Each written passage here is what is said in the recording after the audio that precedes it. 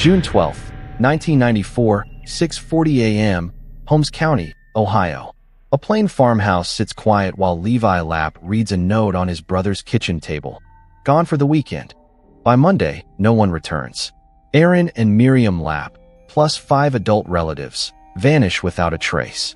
Deputies log the scene, find no struggle, and move on. The file cools. What happened to the Lapp family? 10 years later, during a small remembrance gathering, one overlooked detail will force this case open again and point up a road no one watched. The weekend note hit a timeline that never actually existed. On the 10th anniversary, Levi clears his living room and sets straight chairs in rows. The service begins at 8 a.m., ends at 10 o'clock, and leaves a quiet house behind. Only close kin remain. Esther Lapp sits near the mantel clock, hands folded, eyes fixed on the table now covered with photographs, copies of reports, and personal items saved from the farm. They speak in low voices. The names circle the room like a roll call. Aaron, Miriam, their adult relatives who worked the land, shared the chores, kept the same schedule. No one had debts. No one had a reason to run. The records from June 1994 are thin. A deputy's summary lists the note: an orderly kitchen, doors secured, animals tended by neighbors per the message. No blood, no broken locks, no missing vehicles beyond the family buggy, and a single wagon not found on the property. The report uses the phrase, likely voluntary departure. The page ends there. Levi never accepted it. He remembers the rhythm of that house. Breakfast by 6:15, tools out by 7 o'clock, laundry on Wednesdays, not travel days. He remembers the policeman who often visited the settlement and earned trust by showing up for barn raisings and harvest traffic control.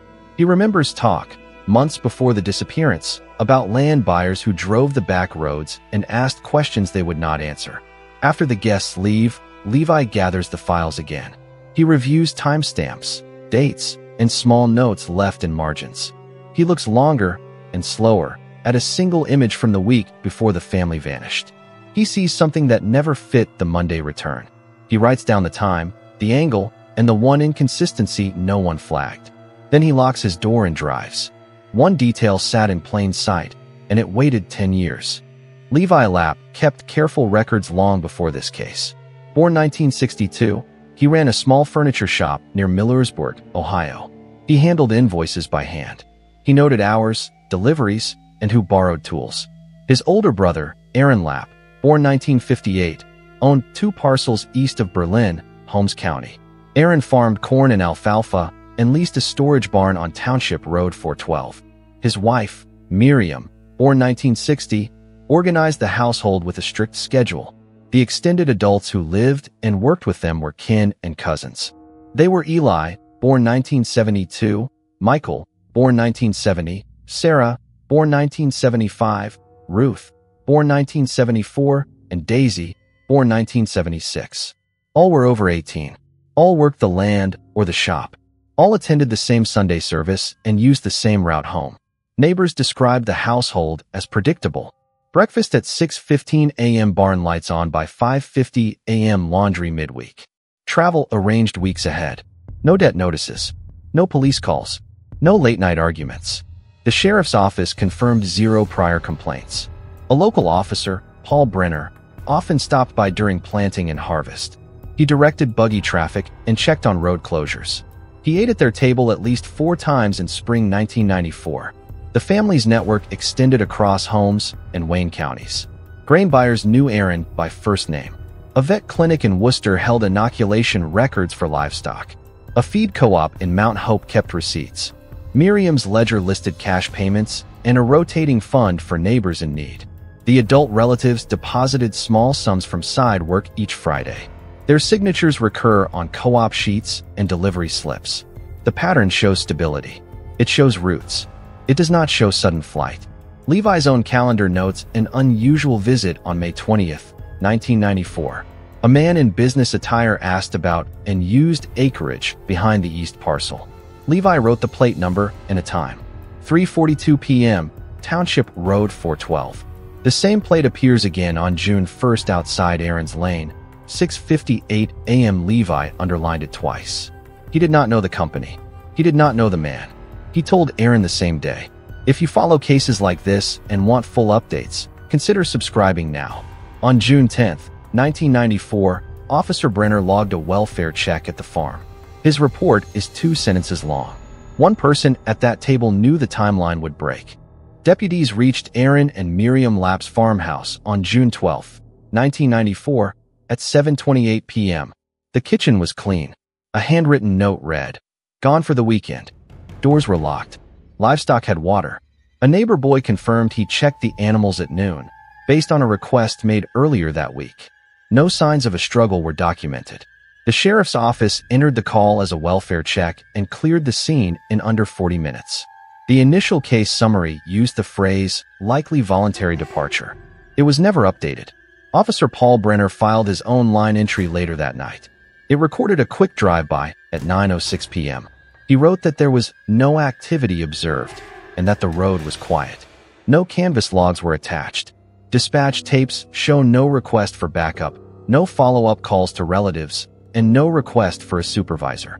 The property ledger noted no missing equipment. The barn door was chained from the inside. A second deputy wrote that the buggy was gone.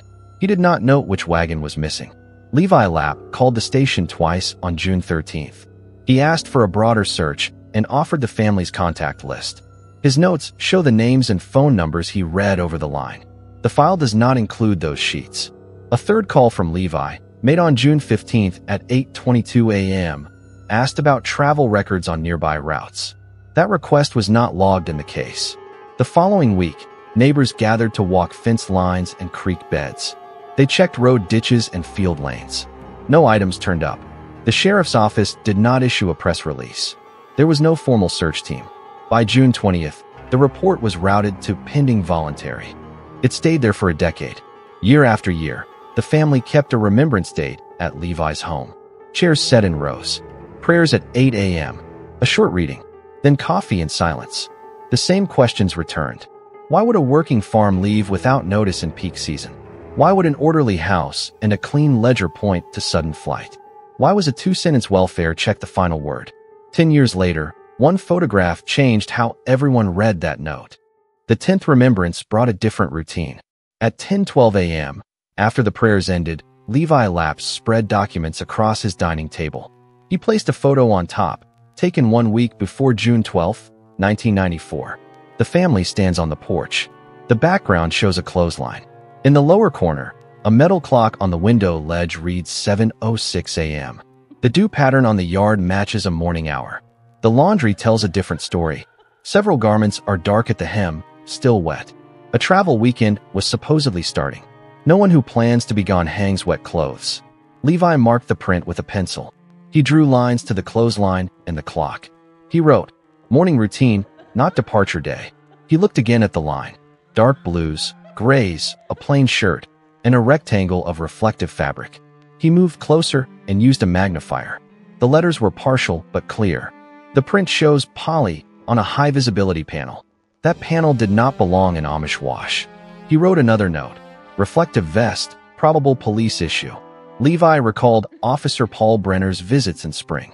Traffic control near State Route 39. A barn raising where Brenner carried lumber. For meals at Aaron's table. Levi checked his calendar. The 4th meal fell 3 days before the photo date. Brenner logged a welfare check 2 days after the family vanished. Levi did not remember him ever asking for missing gear. Levi called 2 neighbors who helped with laundry swaps. Neither had seen a vest like that on local lines. He pulled the original case summary. It listed no collection of clothing and no unusual items on the property. It did not list a reflective vest. He compared timestamps again. If the photo captured the morning rhythm, the note's weekend story did not fit. If a police vest was in the wash, someone from law enforcement had been in that house at a time no report described. Levi wrote a short plan in his ledger. Check the farmhouse storage. Check the east parcel barn. Ask for Brenner's gear log. He set the photograph in a clear sleeve and locked it in a drawer. Then he picked up the spare keys and headed for the door. The vest did not just appear. It came from someone with access. Levi reached the east parcel at 12:22 p.m. He unlocked the farmhouse and stepped into stale air. Dust hung in the light. The kitchen was empty but orderly. He moved room to room with a small notebook and a camera. He photographed door frames, window latches, and the hallway closet. He noted no prime marks. He wrote down latch positions and hinge screws that had not been stripped. Upstairs, the master room held a cedar chest at the bed's foot. The lid stuck, then opened. Inside were folded work shirts, a worn Bible, and a high-visibility vest. The vest was clean and neatly creased. Its reflective panel showed partial block letters under the light. Levi took 3 photos and then turned the collar. A stitch tag read a last name and an initial. He wrote the letters exactly as sewn. He placed the vest back, then photographed the chest's contents again. Levi checked the barn next. The lock was intact. Chain links showed old rust. Inside, tools hung by size on 2 walls. The hayloft floor had stored crates. He opened the top crate. It held kitchen items and a small envelope labeled receipts. The slips confirmed purchases through early June 1994. One was dated June 10th at 4:11 p.m. It listed detergent and line pins. That matched the photo of wet hems from a morning routine. He called the station and asked for a property receipt from 1994. The clerk found nothing. He asked for Officer Paul Brenner's gear log from that spring. The clerk said logs from that period were incomplete. Levi wrote the answer word for word. He recorded the call time and the clerk's name. He stored the vest photos on 2 USB drives and put one in a safe box at his shop. On the way out, he checked the porch clock from the photograph. It still sat on the sill. The clock's back plate had a service sticker. The handwriting listed a battery change on June 8, 1994 at 7:02 a.m. He wrote it down and took another photo. The porch posts showed no fresh damage. The lane soil showed old ruts, but no gouges. He drove straight to town with the spare keys and a copy of the vest tag. Someone in uniform had no record of missing gear. The victim list in this case is precise. Aaron Lapp, born 1958. Miriam Lapp, born 1960. Adult relatives living and working with them: Eli, 1972. Michael, 1970. Sarah, 1975. Ruth, 1974. Daisy, 1976. All were over 18. All were healthy and active in church life. The last confirmed sighting for the group was June 11, 1994, around dusk, on Township Road 412. 2 neighbors reported seeing them finish chores and secure the barn. A grain buyer spoke with Aaron that afternoon about a Monday delivery. He expected a call at 7:30 a.m. on June 13th. No call came. The house presented as routine. Kitchen surfaces were clean. A kettle sat cool on the stove. Ledger pages ended June 10th. The porch clock kept time and matched battery service notes from June 8th. At 7:02 a.m. tool racks were organized by size. Harness and tack were in place. The barn door was chained from the inside. Feed bins were labeled by date. A neighbor boy confirmed he watered the livestock at noon on June 12th. He had been asked the week prior. He saw no unusual vehicles. Deputies noted the buggy missing and a wagon not on the property. They did not take tire casts from the lane. They did not log boot impressions. No fingerprints were lifted from the note on the table. No photographs of the clothesline were included in the file. The first report used the term likely voluntary departure. That label shaped every decision that followed and limited further scene work. There was no search warrant for outbuildings beyond cursory checks. There was no inventory of clothing or laundry. Years later, when the case reopened, investigators documented a second location. A hilltop construction site on County Road 939, near Mohican Memorial State Forest, was being prepared for a heritage center.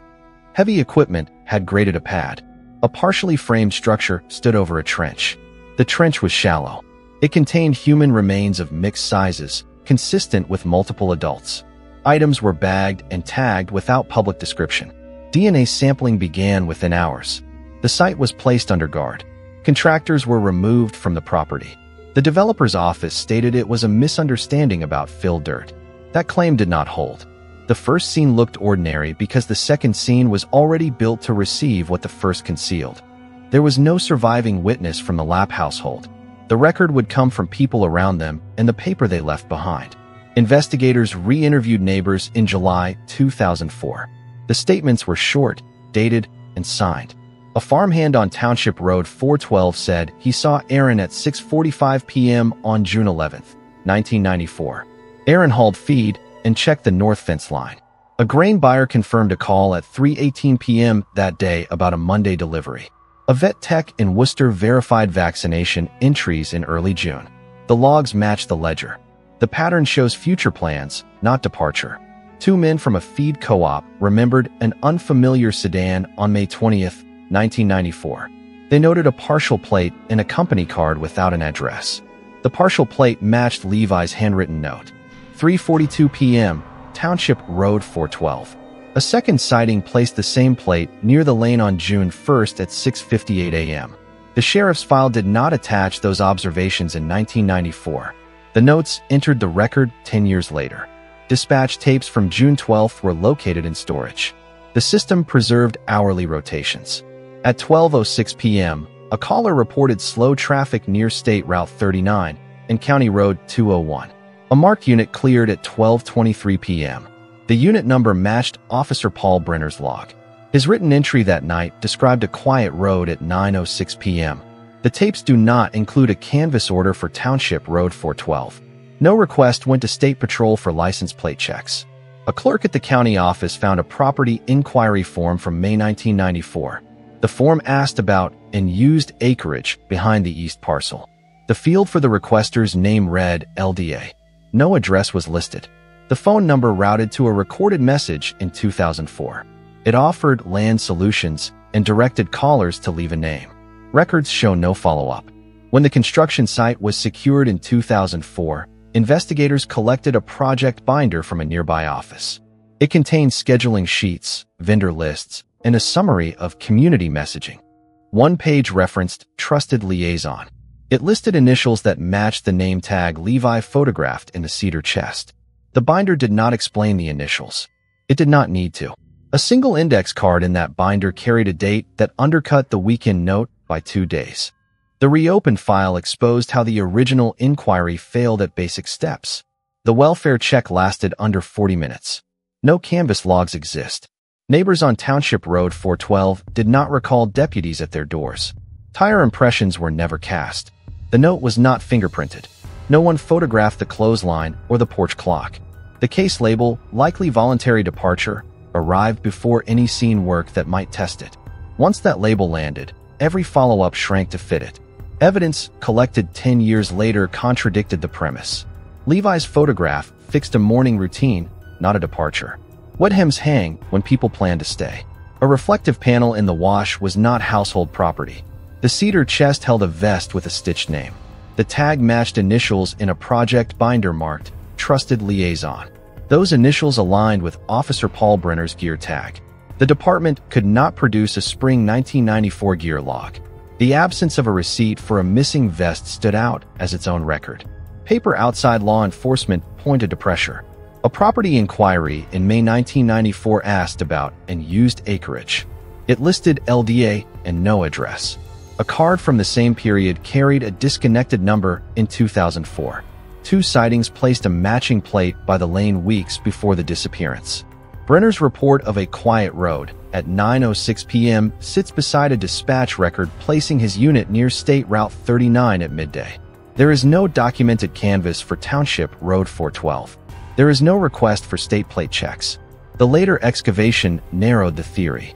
Human remains of multiple adults were found under a construction pad for a heritage center. The trench location aligned with a site plan dated months before the building permit.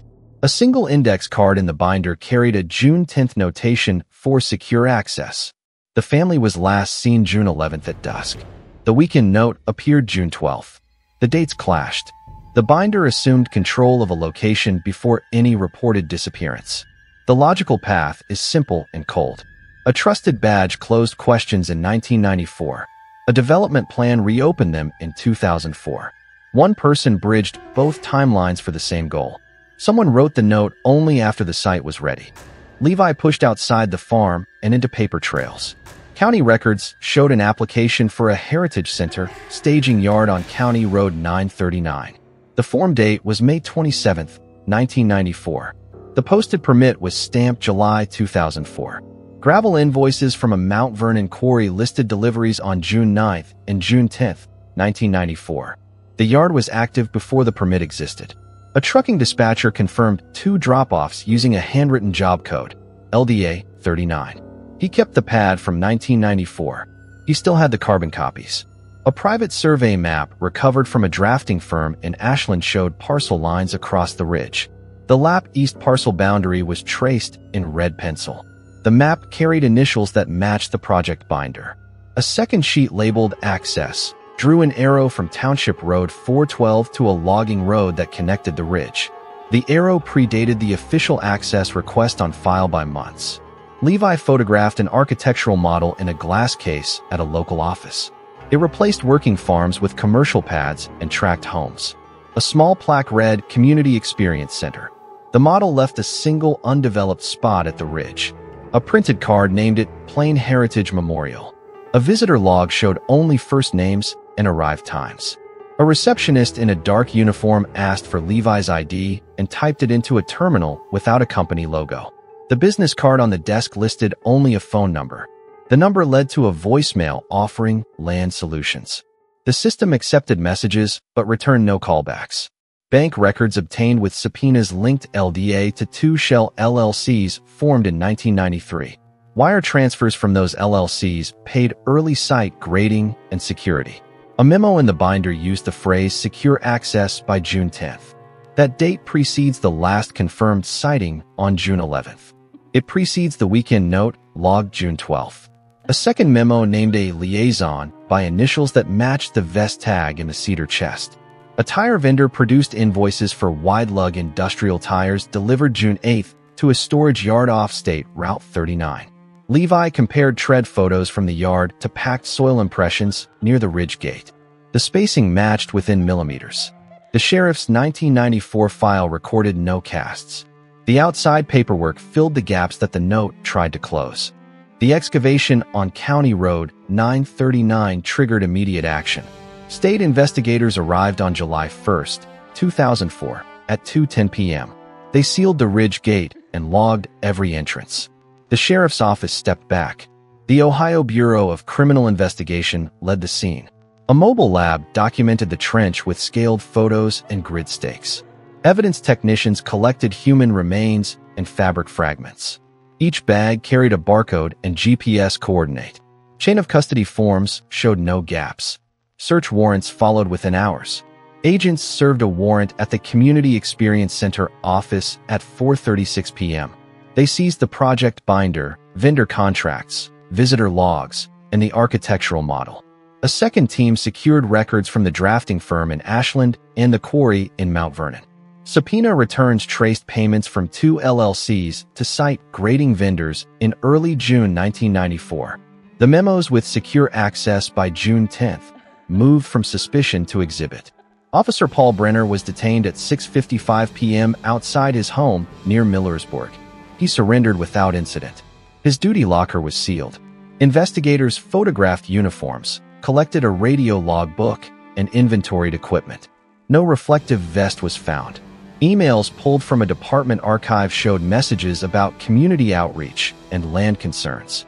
A note in his desk listed phone numbers that matched the LDA contact card.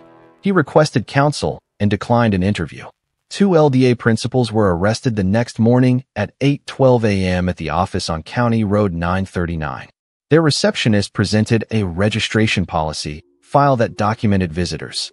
Levi's name and time were listed. The list also showed multiple entries for Unit 14, a label later tied to Brenner's patrol unit. Agents seized computers and a backup tape.